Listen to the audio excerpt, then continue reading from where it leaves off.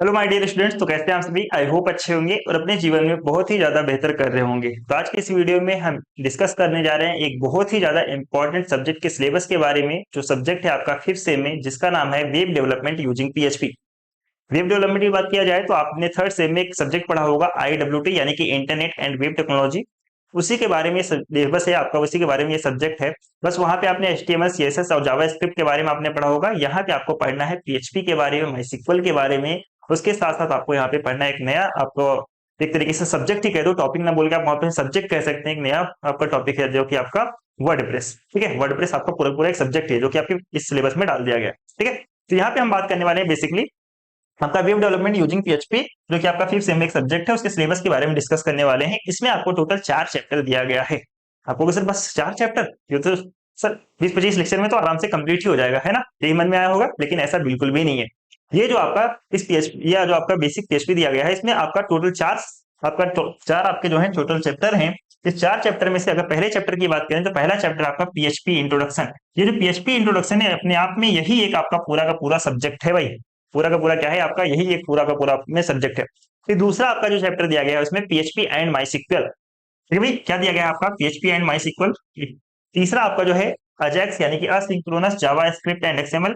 ठीक है भाई, एंड लास्ट आपका दिया गया है वर्डप्रेस। ये भी आपका पूरा का पूरा क्या हो जाता है, एक प्रकार से पूरा सब्जेक्ट हो जाता है। यानी कि देखा जाए तो ये सिर्फ आपका 4 चैप्टर ना होकर के एक आपका पूरी तरीके से 2 से 3 सब्जेक्ट का आपका कॉम्बिनेशन हो जाता है।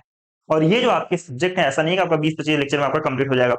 जो सिलेबस में भी आपका पूरा कराने के लिए बोला गया है, जो पहला आपका चैप्टर है उसमें बोला गया कि 18 लेक्चर में एटलीस्ट कम से कम कंप्लीट होना चाहिए। और जो आपका चौथा बोला गया वो कम से कम 20 लेक्चर में कंप्लीट होना चाहिए। ऐसा मत सोचना कि 4 ही चैप्टर है। चैप्टर आपके बहुत ज्यादा बड़े बड़े हैं, लेंदी चैप्टर है आपके काफी ज्यादा। ठीक है भाई, चलिए डिस्कस कर लेते हैं आपके पीएचपी में क्या पढ़ना है, एंड पीएचपी माइस्क्ल में क्या पढ़ना है आपको, अजैक्स में क्या पढ़ना है, एंड वर्डप्रेस में आपको क्या पढ़ना है। आइए सबसे पहले देख लेते हैं पहला चैप्टर, यानी कि पीएचपी इंट्रोडक्शन। पीएचपी इंट्रोडक्शन में सबसे पहले आपको यही जानना है कि पीएचपी क्या है भाई, पीएचपी का पूरा नाम क्या है, पीएचपी का क्या इतिहास रहा है, पीएचपी पढ़ने के आपके क्या फायदे हो सकते हैं। सबसे पहला बेसिक चीज यही है। फिर उसके बाद से जो आपका सेकंड टॉपिक आपका आता है आपका php.ini फाइल और पीएचपी हाउ पीएचपी वर्क्स। ठीक है भाई, आपने जब पीएचपी के बारे में जान लिया, पीएचपी क्या होता है, तो आपको जानना है पीएचपी काम कैसे करता है, आखिरकार किस तरीके से आप पीएचपी को रन कराते हैं। ठीक है, तीसरा टॉपिक आपका php.ini फाइल। ये php.ini फाइल क्या है, मैं कहूंगा एक प्रकार से कॉन्फ़िगरेशन फाइल क्या होता है। अब सर कॉन्फ़िगरेशन फाइल क्या होता है, ये तो मैं आपको वीडियो में ही बताऊंगा। ठीक है, तो बस इतना जानो php.ini फाइल आपको पढ़ना है, कैसे कॉन्फ़िगरेशन फाइल आपको यहाँ पे पढ़नी है। ठीक है, इसके बाद से तीसरा आपको टॉपिक दिया गया है बेसिक्स पीएचपी सिंटैक्स। यानी कि जब आप कोडिंग करोगे, जब आप पीएचपी की कोडिंग करोगे, तो आप जैसे कि आपने एचटीएमएल पढ़ा होगा, तो एचटीएमएल को आप लिखते थे एंगल ब्रैकेट के अंदर आपको बंद करना होता है। एचटीएमएल लिखा आपने, फिर उसको एचटीएमएल को एंगल ब्रैकेट के अंदर आपको बंद करना होता था। ठीक है भाई, यानी कि सारा काम आपका एचटीएमएल के टैग के अंदर ही, आपका एंगल ब्रैकेट के अंदर ही होता था। ठीक है, एचटीएमएल आपने लिखा, टाइटल लिखा, टाइटल को बंद किया, बॉडी लिखा, बॉडी को बंद किया, ये सारी चीजें आप वहां पे देखते थे। लेकिन यहाँ पे हम बात करें पीएचपी के, तो क्या पीएचपी में भी एचटीएमएल लिखेंगे? नहीं, पीएचपी का अलग से सिंटेक्स होता है, जो कि मैं आपको बाद में बताऊंगा। ठीक है, क्या होता है उसके बारे में आपको वीडियो में डिस्कस करके आपको अच्छे से बताऊंगा क्या होता है। तीसरा बात उसके बाद आपका आता है पीएचपी वेरिएबल्स। पीएचपी वेरिएबल्स क्या होते हैं, पीएचपी के वेरिएबल्स लिखने के रूल क्या होते हैं। सबसे बड़ी चीज यही आ जाती है कि आप पीएचपी के वेरिएबल को आप कैसे डिक्लेयर करते हो, पीएचपी के वेरिएबल को आप किस प्रकार से लिख सकते हो। क्या नंबर से शुरू कर सकते हैं वेरिएबल, या फिर लेटर से शुरू कर सकते हैं वेरिएबल, इसके रूल क्या होते हैं वेरिएबल लिखने के, ये इस चीज को बहुत ही ज्यादा डिटेल से डिस्कस करेंगे। फिर उसके बाद से आपका आता है स्टेटमेंट्स। जैसे कि पीएचपी में स्टेटमेंट को मुझे प्रिंट कराना हुआ, जैसे कि आप एचटीएमएल में किसी भी टैग के अंदर लिख देते थे, आपका प्रिंट होकर के आ जाता था। जैसे कि आपने बॉडी के अंदर लिख दिया, तो सारी चीजें आपकी बॉडी के अंदर जो भी रहेंगी आपका प्रिंट होकर के आ जाएगा। लेकिन यहाँ पे पीएचपी में क्या, पीएचपी में अगर आपको प्रिंट कराना होता है किससे कराओगे? जैसे कि हम इको वर्ड का यूज करते हैं, ठीक है, तो और किसी वर्ड का यूज नहीं कर सकते क्या? इसके बारे में हम यहाँ पे डिस्कस करेंगे। फिर उसके बाद से आपका ऑपरेटर। पीएचपी में ऑपरेटर्स क्या होते हैं? ऑपरेटर्स आपने सी में भी पढ़े होंगे, बहुत सारे ऑपरेटर्स आपने पढ़े होंगे, जैसे कि आपने लॉजिकल ऑपरेटर आपने पढ़ा होगा, असाइनमेंट ऑपरेटर आपने पढ़ा होगा, इंक्रीमेंट डिक्रीमेंट ऑपरेटर्स आपने पढ़ा होगा। ठीक है, ये सारे के सारे ऑपरेटर्स आपको यहाँ भी पढ़ने हैं। क्लियर? फिर उसके बाद से आपका आता है डिसीजन मेकिंग। डिसीजन मेकिंग में आपने क्या पढ़ा होगा, जैसे कि आपने इस स्टेटमेंट आपने पढ़ा होगा, एल्स इफ स्टेटमेंट आपने पढ़ा होगा, स्विच स्टेटमेंट आपने पढ़ा होगा। ये क्या है? आपके डिसीजन मेकिंग से। ठीक है, फिर उसके बाद से आपका लूप्स आता है। लूप्स में आपने क्या पढ़ा होगा, जैसे कि डू वाइल लूप क्या होता है, वाइल लूप क्या होता है, डू वाइल लूप क्या होता है, फॉर लूप क्या होता है, फॉर ईच लूप क्या होता है। ये सारे के सारे लूप्स आपको यहाँ पे पढ़ने हैं। फिर उसके बाद से आपका आता है एरेज। एरेज में आपने पढ़ा होगा सी में, जैसे आपने नाम सुना होगा, single dimensional array, multi dimensional array. ये सारी की सारी चीजें यहाँ भी आपको पढ़ना है, चीजें अलग हो जाएंगी, आपको पीएचपी की बेस पे पढ़नी है। फिर उसके बाद से आपका आता है स्ट्रिंग्स। स्ट्रिंग्स जैसे कि बिल्ट इन फंक्शन होते हैं आपके स्ट्रिंग्स, उसके बारे में हम यहाँ पे डिस्कस करेंगे। फिर उसके बाद से आपने जावा में पढ़ा होगा ओप्स कॉन्सेप्ट के बारे में, जैसे कि ऑब्जेक्ट क्या है, क्लास क्या है, इनहेरिटेंस क्या है, पॉलीमॉर्फिज्म क्या है, एब्स्ट्रैक्शन क्या है, और ऑब्जेक्ट को कैसे क्रिएट करते हैं, क्लास को कैसे क्रिएट करते हैं, इनहेरिटेंस के कितने टाइप्स होते हैं, फॉर एग्जांपल जैसे कि single inheritance, multiple inheritance, multilevel inheritance, abstraction क्या होता है, पॉलीमॉर्फिज्म क्या होता है, किस प्रकार से इन सभी चीजों को क्रिएट करते हैं, ये सारी की सारी चीजें हम इसमें डिस्कस करने वाले हैं। फिर उसके बाद से आपका आता है पीएचपी फॉर्म। फॉर्म, अच्छा, जब भी आप कहीं भी लॉग इन करते हो, कहीं से भी वेबसाइट पे आप लॉग इन करते हो, तो यूजर नेम और डिटेल अपना डालते हो ना, पासवर्ड वगैरह, एक तरीके से वो फॉर्म ही है, वहां पे आप लॉग इन कर रहे हो, ठीक है, वो आपका क्या है, एक तरीके से फॉर्म ही है, जैसे कि आप स्कॉलरशिप फॉर्म भरते होगे, तो वो है क्या है, आपका फॉर्म ही तो है। उसमें क्या आपको पढ़ना है, फॉर्म हैंडलिंग आपको पढ़ना है, फॉर्म वैलिडेशन आपको पढ़ना है, फॉर्म को कैसे आप हैंडल कर सकते हो, फॉर्म को कैसे वैलिडेट करते हो, जैसे आपने देखा होगा आप किसी भी फॉर्म को भरते हो तो वहां पे आपको या जेंडर चूज करने को देता है, या तो आप मेल चूज करते हो या फीमेल चूज करते हो, ऐसे तो हम जोड़े क्लिक हो जाता है भाई, बसता है नहीं। मोबाइल नंबर डालते हो 10 से ज्यादा नहीं डाल सकते, है कि नहीं, ऐसा ही तो होता है। आपको फर्स्ट नाम पूछा तो फर्स्ट नाम डालो, सेकंड नाम, थर्ड थर्ड पार्ट का नाम, ठीक है। किस प्रकार से चीज पे हम फॉर्म को क्रिएट करेंगे, किस प्रकार से उसको वैलिडेट कर सकते हैं, किस प्रकार से उसको हैंडल कर सकते हैं, सारी चीजें आप यहाँ पे सीखने वाले हो। फिर उसके बाद से आपका आता है गेट एंड पोस्ट मेथड क्या होता है, ठीक है। गेट एंड पोस्ट मेथड यानी कि फॉर्म में ही आपको पढ़ना होता है get and post method. Get form के अंदर गेट एंड पोस्ट मेथड का यूज क्यों करते हैं, पहली बात तो ये हम क्यों करते हैं, दूसरी बात ये कैसे करते हैं, फॉर्म मेथड क्या, गेट मेथड क्या होता है, पोस्ट मेथड क्या होता है, इन सभी के बारे में आपको यहाँ पे डिटेल से डिस्कस कराया जाए। फिर उसके बाद से आपका आता है फंक्शंस। फंक्शंस क्या होते हैं, फंक्शंस को कॉल कैसे किया जाता है, ठीक है, फंक्शन के कितने टाइप होते हैं, ये सारी की सारी चीजें यहाँ पे आपको पढ़ना है। फिर उसके बाद से आपका आता है इंट्रोडक्शन टू कुकीज। कुकीज क्या होता है, जैसे आपने बहुत सारी वेबसाइट पे जब आप लॉगिन करते हो तो वहां पे आपका एक छोटा सा वर्ड में आता है एक्सेप्ट कुकीज या फिर डिक्लाइन कुकीज, आपने देखा होगा ना, बहुत सारे बच्चों ने देखा होगा, जिसने नहीं देखा कोई बात नहीं, मैं आपको दिखा दूंगा, और जिसने देखा होगा वो उन्हें तो पता होगा कि एक्सेप्ट कुकीज लिखने के लिए आता है, ठीक है। जैसे आप क्लिक करते हो तो सारा सारा आपको छोटे छोटे जो इन्फॉर्मेशन होते हैं ना, उसके पास में चले जाते हैं, ठीक है, इतना समझ लो अभी, बाकी बहुत ज्यादा डिटेल्स में आपको बताऊंगा। इंट्रोडक्शन टू कुकीज आपने पढ़ लिया, फिर उसके बाद से आपको पढ़ना होगा storage of cookies at client side, और storage of cookies at client side, यानी कि जो आपकी कुकीज होती है, आपको पता है कुकीज डेटा को स्टोर करती है, क्लाइंट साइड पे डेटा को किस तरीके से स्टोर करती है, इसके बारे में यहाँ पे आपको चीजें पढ़नी होंगी। फिर उसके बाद से आपका आता है यूजिंग इन्फॉर्मेशन ऑफ कुकीज। अब जो भी कुकीज ने इन्फॉर्मेशन खींचे हैं यूजर से, ठीक है, उस इन्फॉर्मेशन को आप किस प्रकार से यूज कर सकते हो, ठीक है, उसको आपको पढ़ना है। क्रिएटिंग सिंगल साइड और multiple server side sessions. Sessions क्या होते हैं, सेशंस को कैसे क्रिएट करते हैं, या फिर यहाँ पे आपको कुकीज को क्रिएट करना, कुकीज को डिलीट करना भी सिखाया जाएगा कि भाई सेशंस क्या होते हैं, सेशन को कैसे क्रिएट करते हैं, सिंगल सेशन को क्रिएट करना हुआ, मल्टीपल सेशन को क्रिएट करना हुआ तो किस प्रकार से कर सकते हैं, सेशन को डिलीट किस प्रकार से किया जाता है, और टाइम आउट सेशंस क्या होते हैं। जैसे आपने देखा होगा कभी कभी कि आप किसी भी फॉर्म को आप फिल करते हो तो 10 मिनट बाद, 15 मिनट बाद आप उस फॉर्म से क्या हो जाते हो, लॉग आउट हो जाते हो। वहां पे क्या अप्लाई किया गया था, वहां पे आपका अप्लाई किया गया होता है session, session in time out, जैसे कि आप 5 मिनट में टाइम आउट आपका खत्म हो गया, दोबारा से री लॉग इन करना पड़ेगा आपको। ये सारी चीजें किस प्रकार से सेट करते हैं, ये सारी की सारी चीजें आप पढ़ोगे आप पहले चैप्टर में। तो एक तरह से देखा जाए कितनी सारी चीजें आपको मिलाकर के पहला चैप्टर आपका क्रिएट किया गया है, यहाँ पे बहुत सारी चीजें हैं। आपको पता है फिफ्थ सेम में हूँ, आप फिफ्थ सेम में आपको पीएचपी पढ़ना बहुत ज्यादा इंपॉर्टेंट हो जाता है, अगर आप वेब डेवलपमेंट करना चाहते हो, जिसका भी ख्वाब होगा कि हाँ मुझे तो वेब डेवलपिंग करने जाना है, ठीक है, वेब डेवलपिंग सीखना है, तो उसके लिए आपके लिए पीएचपी सीखना बहुत ज्यादा इंपॉर्टेंट हो जाता है। क्लियर, ये सारी चीजें मैं आपको सिखाऊंगा, डोंट वरी, सारी चीजें आपको बहुत ही अच्छे से आपको क्लियर हो जाएंगी। फिर उसके बाद से आपका आता है पीएचपी एंड माई सिक्वल, दूसरा चैप्टर। सबसे पहले आपको सीखना है माई सिक्वल क्या होता है भाई, माई सिक्वल क्या होते हैं, माई सिक्वल के क्या फीचर्स होते हैं, माई सिक्वल के क्या एडवांटेज है, क्या डिसएडवांटेज है, ये सारी की सारी चीजें यहाँ पे आप पढ़ने वाली हो। माई सिक्वल की क्या हिस्ट्री रहे हैं, सब कुछ मैं आपको यहाँ पे बताऊंगा। फिर उसके बाद से आप पीएचपी को माई सिक्वल से कैसे कनेक्ट करते हो, ये आपको सीखना है, कैसे कर सकते हो भाई आप।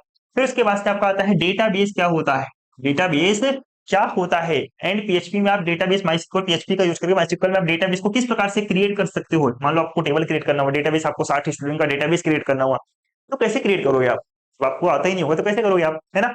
तो आपको सारी चीजें यहाँ पे सीखनी है। फिर उसके बाद से मान के चलो उस 60 स्टूडेंट में एक स्टूडेंट को और ऐड करना हुआ, एक स्टूडेंट का इन्फॉर्मेशन और ऐड करना हुआ, वहां पे एक स्टूडेंट को इन्फॉर्मेशन उस 60 स्टूडेंट में और ऐड करना हुआ, तो कैसे आप स्टूडेंट की इन्फॉर्मेशन को ऐड कर सकते हो। मान के चलो 60 स्टूडेंट्स थे, उसमें से एक का एडमिशन का नाम कट गया, यानी कि वह स्कूल छोड़ के भाग गया, अब उसका नाम हटाना है, तो कैसे डिलीट करोगे उस स्टूडेंट के नाम को, कि भाई अगर मान लो किसी भी गलती से मान लो उस स्टूडेंट को डिलीट कर रहे थे आप, उस स्टूडेंट के डेटा को डिलीट कर रहे थे आप जो स्कूल छोड़ के जा गया, चला गया, यानी कि जिसने अपना एडमिशन कट करवा लिया, लेकिन आपने किसी दूसरे स्टूडेंट का नाम गलती से डिलीट कर दिया। अब जब गलती से उसका नाम डिलीट हो गया है, तो अब उस स्टूडेंट के नाम को कैसे वापस लेकर के आओगे, कैसे उस डेटा को रिट्राइव करोगे, ये भी तो आपको सीखना होगा ना। ये सारी की सारी चीजें यानी कि पीएचपी एंड माईसीक्वल को कैसे कनेक्ट करके कैसे सारी चीजें डेटाबेस से क्रिएट की जाती है, कैसे डेटाबेस को चीजों को इंसर्ट किया जाता है, कैसे डेटाबेस से चीजों को डिलीट किया जाता है, कैसे रिट्राइवल किए जाएंगे, ठीक है, कैसे चीजों को सिलेक्ट किया जाएगा, ये सारी की सारी चीजें आप सेकंड चैप्टर में आप पढ़ोगे अच्छे से। फिर इसके बाद से आपका आ जाता है थर्ड चैप्टर। थर्ड चैप्टर है अजेक्स यानी कि असिंक्रोनस जावास्क्रिप्ट एंड एक्सएमएल। ठीक है भाई, असिंक्रोनस इसका फुल फॉर्म होता है असिंक्रोनस जावास्क्रिप्ट एंड एक्सएमएल। तो सबसे पहले आपको यही पढ़ना है भाई, अजेक्स होता क्या है आखिरकार, अजेक्स आखिरकार क्या होता है, सबसे पहले ये जानोगे। फिर उसके बाद से आपको जानना है एक्सएमएल एचटीटीपी यानी कि extended markup language, extended markup language HTTP क्या होता है, इसके क्या प्रॉपर्टीज होते हैं, ठीक है, एक्सएमएल एचटीटीपी के क्या प्रॉपर्टीज होते हैं, ये सारी चीजें आप यहाँ पे समझोगे। रिक्वेस्ट ऑब्जेक्ट क्या होता है, रिक्वेस्ट ऑब्जेक्ट के क्या प्रॉपर्टीज होते हैं, किस प्रकार से ये वर्क करता है, इसके बारे में आपको सीखना है। सर्वर रिस्पॉन्स क्या होता है, जैसे कि आपने किसी भी ब्राउजर पे किसी भी चीज को आपने सर्च किया, आपने सर्च किया कि ये वाली यार मुझे मूवी देखनी है ये वाली, तो उस मूवी को आपने सर्च कर लिया और सर्च करने के बाद से आपको रिस्पांस प्राप्त हो जाता है, वो वाली मूवी आपने कोई सी वेबसाइट डाली, उस वेबसाइट पे आपको सारे सारे रिजल्ट हो जाते हैं। तो सर्वर कहीं ना कहीं आपको रिस्पांस किया है ना, तभी तो आपको सारी की सारी वेबसाइट पे आपको मूवी शो हो रही, अगर नहीं होता तो नहीं शो करता उस वेबसाइट पे मूवी। तो किस प्रकार से सर्वर रिस्पॉन्स करता है इसके बारे में भी आपको समझना है। फिर उसके बाद से आपका आ जाता है अजेक्स में इवेंट।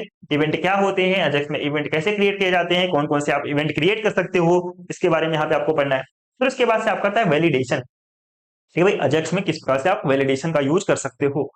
उसके बाद से इंटरेक्शन विथ एपीआई, एपीआई क्या है, एपीआई के प्रॉपर्टीज, एपीआई के फंक्शन, किस प्रकार से हम जो है अजेक्स में एपीआई को यूज कर सकते हैं, कौन कौन से एपीआई यूज कर सकते हैं, ये सारी चीजें आपको पढ़ना है थर्ड चैप्टर के अंदर। हालांकि सेकंड चैप्टर थर्ड चैप्टर आपका थोड़ा सा छोटा है एज एक कंपेरिजन टू आपका first and fourth chapter. Clear. इसके बाद से आपका आ जाता है वर्डप्रेस बेसिक्स। अब ये जो आपका चैप्टर है ना, ये चैप्टर मत समझना, ये पूरे तरीके से सब्जेक्ट समझना, सब्जेक्ट में भी है बहुत बड़ा समंदर है। क्या है आपका समंदर है। अब इसमें बहुत सारी चीजें हैं, जैसे कि क्या क्या आपको पढ़ना है, वर्डप्रेस की बेसिक्स के बारे में आपको समझना है, वर्डप्रेस क्या होता है, कैसे इंस्टॉल करेंगे, क्या क्या कर सकते हैं इसमें, ये सारी चीजें आप पढ़ो। फिर उसके बाद से इंट्रोडक्शन टू वर्डप्रेस में हाउ वर्डप्रेस वर्क्स, वर्डप्रेस किस प्रकार से वर्क करता है, वर्डप्रेस हम सीएमसी के नाम से भी जानते हैं, ठीक है, ये सारी चीजें। इंस्टॉलेशन ऑफ वर्डप्रेस, कैसे आप वर्डप्रेस को इंस्टॉल करोगे। Post and pages, post and pages में जैसे कि इंट्रोडक्शन टू ब्लॉगिंग, ब्लॉगिंग करते हो, ब्लॉगिंग में आपने देखा होगा पोस्ट करते हैं, ठीक है, पेजेस वगैरह क्रिएट करते हैं, किस प्रकार से कर सकते हैं वो सारी चीजें।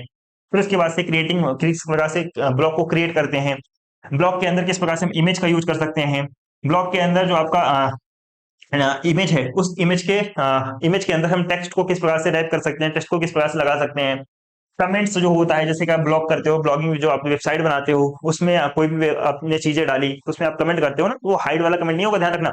जो आपने HTML में आपने कमेंट पढ़ा होगा कि किस प्रकार से कमेंट में डबल स्लैश करके कमेंट लिख देते हैं, उस डेटा शो नहीं होगा यूजर को, ये वो वाला कमेंट नहीं है। ये कमेंट आपका वर्डप्रेस में ब्लॉगिंग के अंदर, ठीक है। और ये वाले कमेंट का मतलब ये है कि जो यूजर देख सकते हैं, जो कुछ भी आपने लिखा, high your blog is very good, ठीक है, ये सारी चीजें जो आप लिखते हो वो दिखेगा, ये वाला कमेंट की बात करें, ठीक है। फिर उसके बाद से आपका आता है पोस्ट फॉर्मेट। जब आप पोस्ट बनाओगे उसका फॉर्मेट किस तरीके से होगा, लिंकिंग टू पोस्ट, यानी कि जब आप पोस्ट क्रिएट करते हो उसमें आप लिंक को किस प्रकार से ऐड कर सकते हो।